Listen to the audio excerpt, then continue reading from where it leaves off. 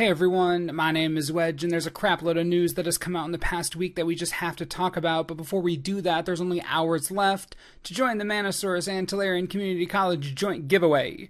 You can win for free, shipped anywhere in the world for free, a booster box of Amonkhet, an Amonkhet bundle, and one of each Planeswalker deck. We're giving away 2 sets. All you have to do is click the first link in the description and be subscribed to the Manosaurus, Tolarian Community College, or both. That's it. So click the link to win free stuff. Couldn't be easier. Alright, without further ado, we have a lot to go over, so strap yourselves in, boys and girls, things are about to get rowdy. We'll begin with the latest news. The banned and restricted list was just updated today and things have gone critical. Sensei's Divining Top is now banned in Legacy. I know a lot of you don't play Legacy, but for those who do, this is a huge change to the format. Sensei's Divining Top is one of, if not the most infamous piece of Miracles, the statistical best deck in Legacy for some time now. But as Wizards points out in their announcement, it isn't just because of Miracles that the top is getting the boot. It's also painfully slow to play with and against. Top requires constant effort as it has the potential to manipulate your library whenever you want for an absurdly low cost. Add that to the oppressive interaction of Top and Counterbalance, and you can see why so many players have been asking for Top to be banned for a long time. Wizards thought that things might change in the format with time, but that hasn't happened. Miracles and Sensei's Divining Top in particular are just too much of a headache at this point, and I don't see the top ever getting unbanned. The card is just painful to deal with every single game. So much upkeep, way too annoying, but what's really important here, with Miracles hit this hard, a power vacuum is about to open up in Legacy, and I can't wait to see what takes its place, if anything. The next few months in particular should be interesting. Sayonara Top. In addition, Wizards also restricted 2 cards in Vintage, Gush, and Gitaxian Probe. Both of these quote-unquote free draw spells were banned to nerf the power of Monastery Mentor strategies, and I won't spend a lot of time on this, but what this basically means is that Ravager Shops once again is going to absolutely dominate the Vintage metagame. I must be missing something, because Wizards' justification for restricting these 2 spells was to, quote, significantly weaken Monastery Mentor-based strategies. Mentor was the second best deck in the format behind only, you guessed it, Shops. That stupid strategy has been ruling Vintage for a while now, and I have no idea why those cantrips were hit and something from Shops wasn't. If they want to open the Vintage metagame, hit the robots again, because just destroying Mentor variants doesn't stop Shops from being good, but that's just me. Okay, let's rip this bandage off. No bans in Modern and Standard. Modern, that's fine. The format is actually doing pretty well right now.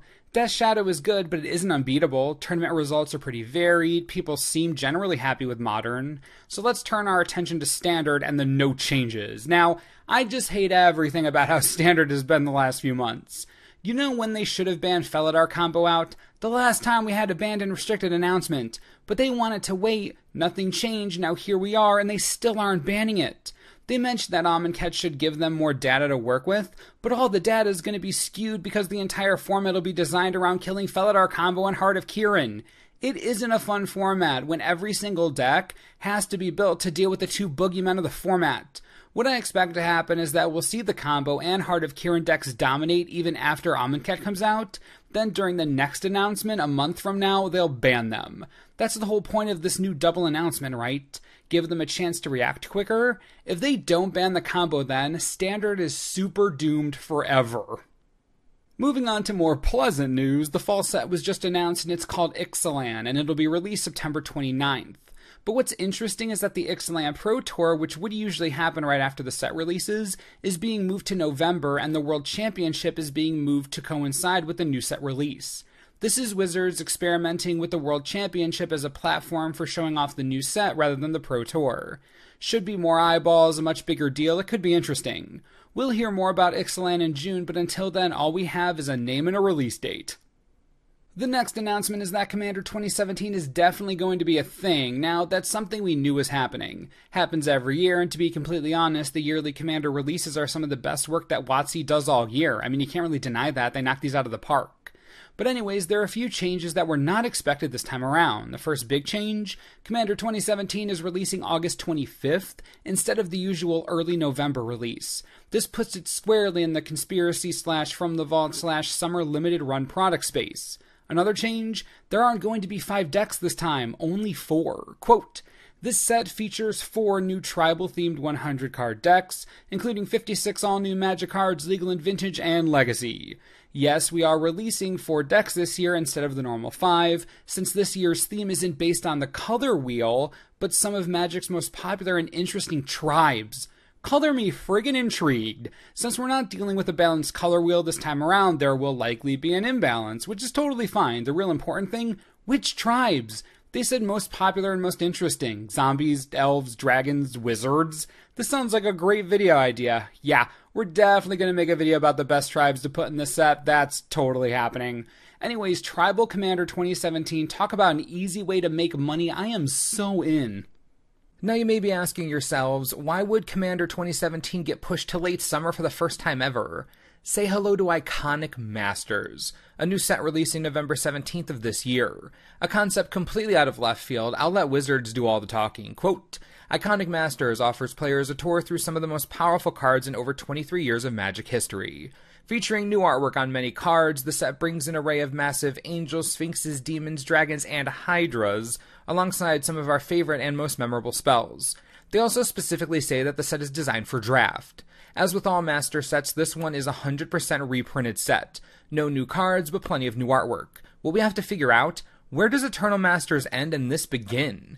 Angels, sphinxes, demons, dragons, all very cool, but most of them hardly justify the $10 price tag that this Master set commands. One interesting tidbit, take a look at the design team for the set. Do you see how many names are on this? There's a decent chance R&D went around the entire office and got everyone's favorite card that wasn't on the reserve list, and boop, it's in. And no, there won't be any reserve list cards reprinted in the set. WotC already made a statement about that. But if you remember the Zendikar Treasures, they did put actual original printings of old cards into those packs. So maybe we'll see something like that. This is definitely going to be another video. Cards we need most in Iconic Masters or should expect in Iconic Masters. Honestly, I have no idea what we're looking at right now. I'm kind of baffled by this announcement. The last big thing we have to talk about is HasCon, Hasbro's first convention ever. Normally this wouldn't be pertinent to any of us, but Wizards just announced that Iconic Masters is going to be drafted at HasCon as a pre-release event. The kicker? HasCon is September 8th through the 10th. Which means that there's going to be a pre-release 2 months before the set is released, and before we have any media coverage about it at all. We're going old school. So when that convention rolls around, look for pictures of new cards directly from the packs themselves. I have no idea how to get involved in this pre-release draft. I have no idea who I have to talk to make it happen, but it's in Providence, Rhode Island, which is totally within driving distance from me. Hint, Wizards, please. Lastly, take a look at the Hour of Devastation set symbol. I mean, yeah, it's Bolas's horns. Was there any chance it would be anything but this? Expected, but still awesome. And they updated the Hour of Devastation product page with this outrageous artwork of the God Pharaoh himself. Holy mother of a Ketra, this dude looks intimidating as all heck. I don't know if it's just me, but I want Hour of Devastation to come so badly so I can see Bolas again in all of his unreal glory, just killing everyone. Is it just me? I hope not. Team Bolas. So with all of that said, how do you feel about these announcements? What we really need to talk about is that banned and restricted announcement. How do you feel about the lack of standard bans, or lack of modern bans, or top getting the axe? I know you must have thoughts about all of this, so please leave all your thoughts below and we'll talk about them. I'm genuinely interested to hear what you have to say on the matter. Also, be sure to enter the giveaway in the description. You only have a few hours left, so get on it. Totally free and awesome. And as always, thanks for watching, and we'll see you next time. This video is brought to you in part by TCGplayer.com. While there's a lot going on right now, you can't deny that we're still in our Amonkhet honeymoon phase, right? The set isn't even out yet, and I'm still excited to get my hands on it at release and make all sorts of crazy decks. If you still haven't pre-ordered your boxes yet, and you don't have a local game store near you, $90 each, on TCG Player right this second. If we're talking affordable, it really doesn't get much better than this. Just click the link on the screen, helps the channel, we all get cheap cards, enjoy.